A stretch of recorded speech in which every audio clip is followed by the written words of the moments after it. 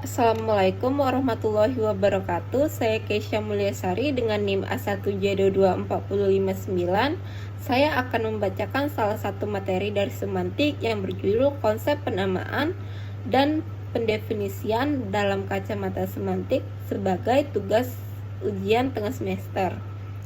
Tanpa berlama-lama, langsung saja saya akan mulai membacakannya, mulai dari latar belakangnya terlebih dahulu. Sebagai alat komunikasi yang verbal, bahasa dapat diartikan sebagai suatu lambang bunyi yang bersifat arbitrer. Secara garis besar, penamaan dalam Kamus Besar Bahasa Indonesia atau KBBI diartikan sebagai proses, cara, dan perbuatan untuk menamakan. Sementara bagi Krida Laksana 1993 mengartikan penamaan sebagai proses pencarian lambang bahasa untuk menggambarkan objek konsep, proses, dan yang lain-lainnya. Sebuah nama juga dapat diartikan berupa kata-kata yang merupakan label makhluk, benda, aktivitas, dan peristiwa. Dengan demikian, nama dapat berfungsi sebagai istilah. Istilah akan menjadi lebih jelas apabila diberikan definisinya. Sedangkan definisi adalah nama yang diberi keterangan singkat serta jelas di bidang tertentu. Definisi merupakan bentuk kata, frasa, atau kalimat yang mengungkapkan makna, keterangan, atau ciri utama dari seseorang, benda, proses, atau aktivitas. Definisi juga dapat diartikan sebagai batasan atau arti.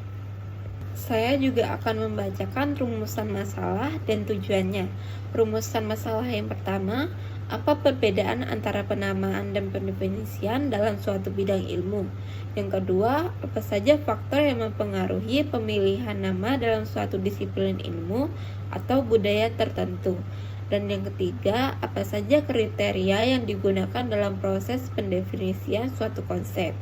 Untuk tujuannya, yaitu yang pertama, untuk mengetahui perbedaan antara penamaan dan pendefinisian dalam suatu bidang ilmu. Yang kedua, untuk mengetahui faktor yang mempengaruhi pemilihan nama dalam suatu disiplin ilmu atau budaya tertentu. Dan yang ketiga, untuk mengetahui kriteria yang digunakan dalam proses pendefinisian suatu konsep. Kita masuk ke pembahasannya. Penamaan atau pendefinisian adalah proses pelambangan suatu konsep yang mengacu pada suatu referensi yang berbeda di luar bahasa. Bahasa bersifat arbitrer, maka pemberian nama pun bersifat arbitrer atau mana suka. Dalam kehidupan manusia, seringkali sulit untuk menamai atau memberi label pada objek atau peristiwa di sekitarnya karena jumlahnya yang terlalu banyak dan sangat beragam. Akibatnya, lahir nama-nama benda atau kelompok benda tersebut seperti nama hewan, makanan, dan tumbuhan. Penyebaran informasi terkait penamaan dilakukan melalui sarana lisan, yaitu komunikasi lisan. Makna nama terkait dalam kehidupan masyarakat sosial, yakni tempat, alam, benda, bahan, bunyi, sifat khas, keserupaan, dan pembuat. Pemberian nama juga berlaku untuk suatu makanan. Masyarakat memberikan suatu nama kepada makanan tersebut tentu memiliki kolerasi pada benda itu. Ada beberapa penamaan terhadap suatu benda yang muncul menurut Hare. Yang pertama, ada peniruan bunyi. Peniruan bunyi adalah kata yang dibentuk berdasarkan tiruan bunyi. Ada beberapa kata yang terbentuk dan diperoleh melalui peniruan bunyi. Misalnya binatang sejenis reptil seperti cicak dan tokek. Yang kedua, ada penyebutan bagian atau juga bisa dibilang dengan istilah pars pro toto, yaitu menyebutkan bagian suatu hal atau benda secara keseluruhan. Misalnya, pada kalimat setiap kepala menerima bantuan Rp100. Yang dimaksud bukan kepala itu saja, melainkan seluruh orangnya atau sebagai satu kesatuan. Yang ketiga, ada penemu dan pembuat. Penemu dan pembuat seringkali menjadi hal yang melatar belakangi proses penamaan, entah itu suatu benda yang muncul atau bisa juga disebut dengan apelatifah. Misalnya, seseorang yang menemukan ikan mujair, kemudian memberikan nama yang sesuai dengan nama penemu tersebut. Oleh karena itu, nama yang diperoleh dari penemu atau pembuatnya menjadi kata yang umum. Yang keempat, ada penyebutan sifat khas. Hampir sama dengan pars pro toto, tetapi yang membedakannya yaitu penamaan. Pada bagian ini diperoleh berdasarkan sifat khas yang ada pada benda tersebut. Sifat khas yang dimaksud adalah sesuatu yang mencirikan dan menonjol pada benda tersebut, sehingga berdasarkan ciri tersebut terbentuklah nama bendanya. Misalnya, seseorang yang kepalanya tidak memiliki rambut disebut dengan panggilan botak, dan makanan yang berbentuk kerucut disebut dengan monyong. Yang kelima, ada tempat asal. Beberapa benda diperoleh namanya berdasarkan tempat asal di mana benda tersebut berasal. Misalnya, pada jenis burung kenari berasal dari Pulau Kenari di Afrika, sehingga memudahkan seseorang untuk memberikan nama berdasarkan tempat asalnya. Yang keenam, ada bahan. Beberapa benda namanya diperoleh berdasarkan bahan pokok benda tersebut. Bahan yang mendasari mengakibatkan munculnya sebuah penamaan pada benda tersebut.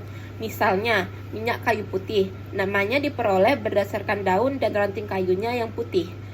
Yang ketujuh, ada keserupaan atau persamaan. Tidak jarang seseorang memberikan nama pada suatu hal berdasarkan keserupaan atau kesamaannya.